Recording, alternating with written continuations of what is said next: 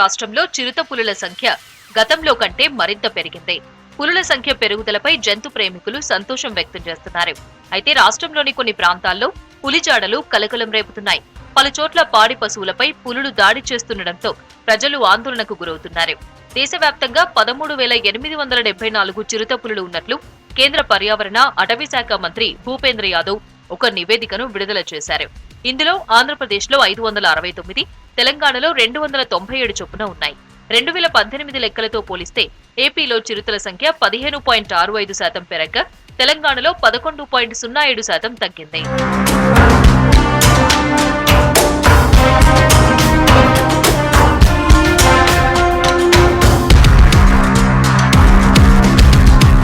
దేశవ్యాప్తంగా పులుల సంఖ్య నిర్ధారణ కోసం 4 ఏళ్లకోసారి సర్వే నిర్వహిస్తారు.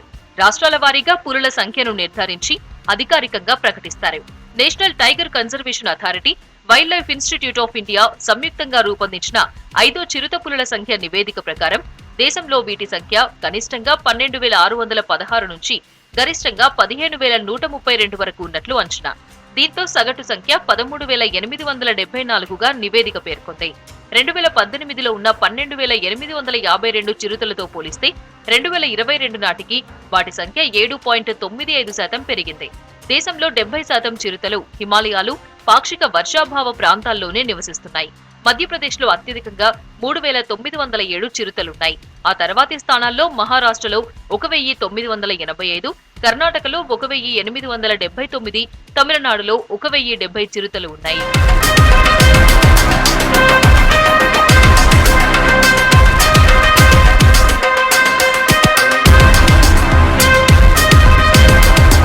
ఆంధ్రప్రదేశ్, తెలంగాణ రాష్ట్రాల్లో విస్తరించి ఉన్న నాగార్జున సాగర్ టైగర్ రిజర్వ్ ఏరియాలో చిరుత పులుల సంఖ్య ఎక్కువగా ఉంటుంది. ఏపీలో ప్రకాశం జిల్లా మార్కాపురం, నంద్యాల జిల్లా పరిధిలో ఉన్న ఆత్మకూరు డివిజన్ల పరిధిలో విస్తరించి ఉన్న నల్లమలలో అత్యధికంగా పులుల జాడ ఉంది.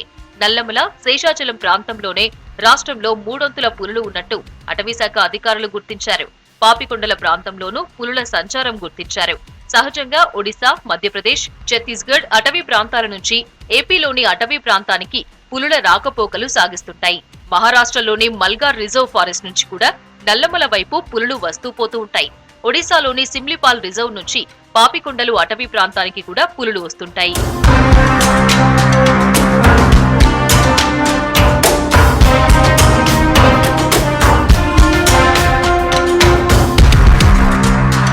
ముందుగా మన దేశంలో 2006లో పులుల లెక్కలు తేల్చేందుకు సర్వే ప్రారంభించారు. అంతకు ముందు పులుల ఆనవాళ్లను బట్టి అంచనాగా లెక్కలు ఉండేవి. పులుల సంఖ్య నిర్ధారణ కోసం వాటి సంచారమున్న ప్రాంతాల్లో కెమెరాలు ఏర్పాటు చేస్తారు.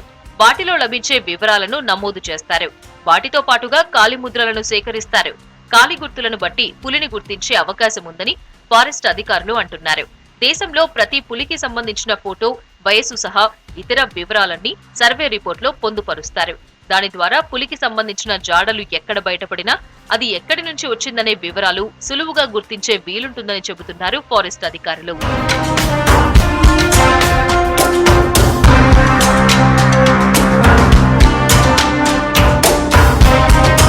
ఇటు తెలంగాణ రాష్ట్రంలోని అమ్రాబాద్ పెద్ద పులుల అభయారణ్యంలో చిరుత పులుల సంఖ్య పెరిగింది.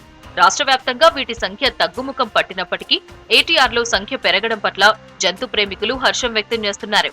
అమ్రాబాద్ పెద్ద పులుల అభయారణ్యంలో 2018లో 160గా ఉన్న చిరుత పులులు 2020 కల్లా 173కి చేరుకున్నట్లు నివేదికలో వెల్లడించారు.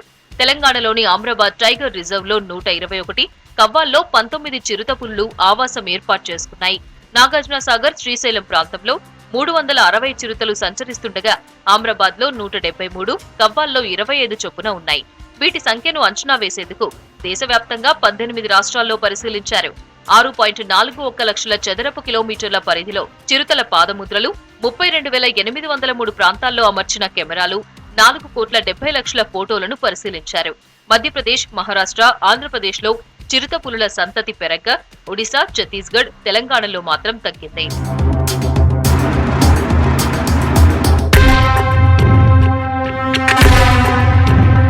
2020-22కి సంబంధించిన national tiger conservation authority, wild life institution of India ఈ గణాంకాలను సేకరించింది. తెలంగాణ రాష్ట్ర వ్యాప్తంగా 2018లో 334 చిరుతపులులుండగా 2022 నాటికి ఆ సంఖ్య 297కు తగ్గినట్లు నివేదిక తెలిపింది. అమ్రాబాద్ అభయారణ్యంలో క్రూర మృగాలు ఎక్కువగా సంచరించే కొల్లాపూర్, లింగాల, దోమలపెంట, మన్ననూర్, మద్దిమడుగు రేంజ్ల పరిధిలో చిరుతల సంచారం ఎక్కువగా ఉంటుంది. వాటి సంరక్షణకు గడ్డి క్షేత్రాల పెంపకం, నీటి వనరుల ఏర్పాటు కోసం కేంద్ర ప్రభుత్వం ప్రత్యేకంగా నిధులను కేటాయించి ప్రణాళిక మేరకు ఖర్చు చేయడంతో జంతువుల సంఖ్య పెరుగుతోంది. పులులు, చిరుత పులులకు ప్రసవ సమయంలో స్వేచ్ఛాయుత వాతావరణం కల్పించేందుకు జూలై 3 నుంచి సెప్టెంబర్ 30 వరకు పర్యాటకులకు అడవిలో పర్యటించే అవకాశాలను రద్దు చేస్తారు.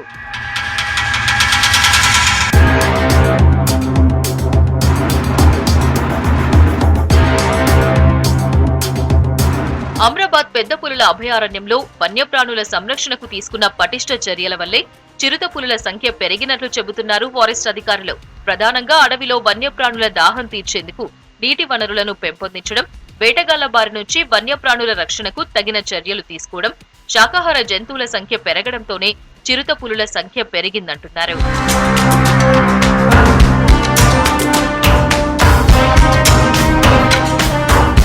సృష్టిలో ప్రతి ప్రాణికి సముచిత స్థానముంది. పులికి ఎంతో ప్రత్యేక స్థానముంది.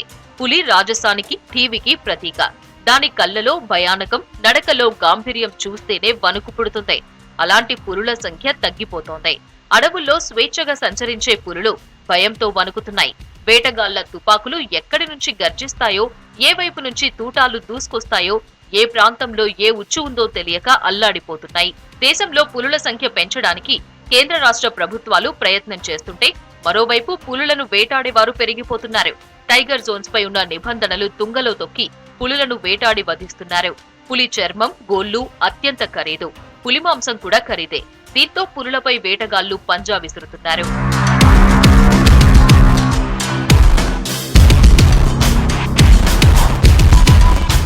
మరోవైపు అంతరించడంలో చిరుతదే వేగం. పులుల కంటే వేగంగా అంతరించిపోయే ప్రమాదాన్ని ఎదుర్కొంటున్న వన్యప్రాణుల్లో చిరుత పులి ముందు వరుసలో ఉందని జంతు ప్రేమికులు, పర్యావరణవేత్తలు ఆందోళన వ్యక్తం చేస్తున్నారు.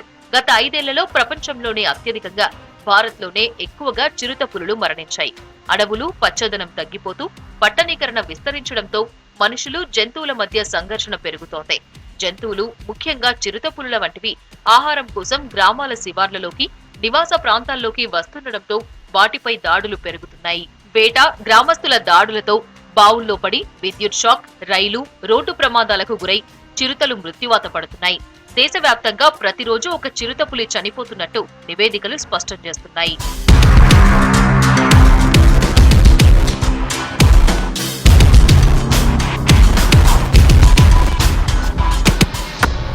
ఇటీవలి కాలంలో జనావాసాల్లోకి వన్యప్రాణులు రావడం, రక్షిత అటవీ ప్రాంతాల్లో మనుషుల కార్యకలాపాలు పెరిగాయి.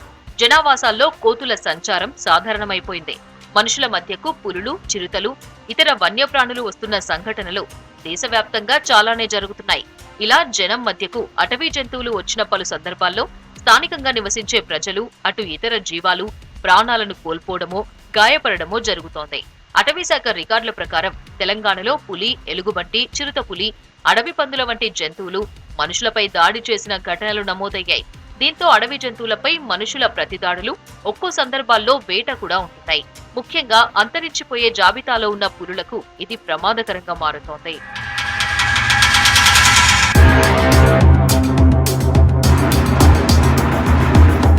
పులుల చేతిలో ప్రాణాలు కోల్పోయిన వారి లెక్కలను 2022 ఏప్రిల్లో లోక్సభకు ఆనాటి కేంద్ర పర్యావరణ, అటవీశాఖ సహాయ మంత్రి అశ్విని కుమార్ చౌబే వెల్లడించారు.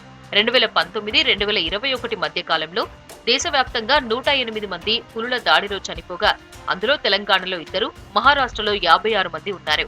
మరోవైపు గత 3 ఏళ్ల వ్యవధిలో ఉమ్మడి ఆదిలాబాద్ జిల్లాలో పులుల దాడుల్లో 3 ప్రాణాలు కోల్పోయారు. మరోవైపు 2012-2022 మధ్య 10 ఏళ్ల కాలంలో దేశవ్యాప్తంగా వివిధ కారణాలతో మొత్తం 1062 పులులు చనిపోయాయి. ఇందులో 193 పులులు వేటగాళ్ల చేతిలో, మరో 43 పులులు అసహజ పరిస్థితుల్లో మరణించాయి. మరో 95 పులుల చావుకు కారణాలు ఇప్పటికీ తెలియలేదు. ఇలా దశాబ్ద కాలంలో మరణించిన వాటిలో తెలంగాణలో 9, ఏపీలో 11 పులులు ఉన్నాయి. ఈ రిపోర్ట్ను చూస్తే మార్చ్, ఏప్రిల్, మే నెలల్లో ఎక్కువగా పులి మరణాలు జరిగినట్టుగా స్పష్టమవుతోంది.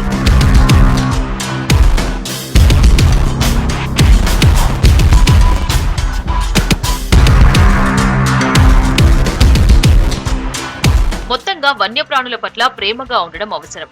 అవి మన సంపద. వాటి సంరక్షణ ప్రతి ఒక్కరి బాధ్యత. అటు ప్రజలకు, ఇటు వన్యప్రాణులకు ఇబ్బంది లేకుండా ఈ సమస్యను పరిహరించడంలో ప్రభుత్వాలు చొరవ ప్రదర్శించాల్సిన అవసరం ఉంది. మొత్తంగా దేశంలోని వివిధ రాష్ట్రాలతో పాటుగా ఏపీలో కూడా పులుల సంఖ్య పెరుగుతుండడం పట్ల అటవీ అధికారులు సంతృప్తి వ్యక్తం చేస్తున్నారు.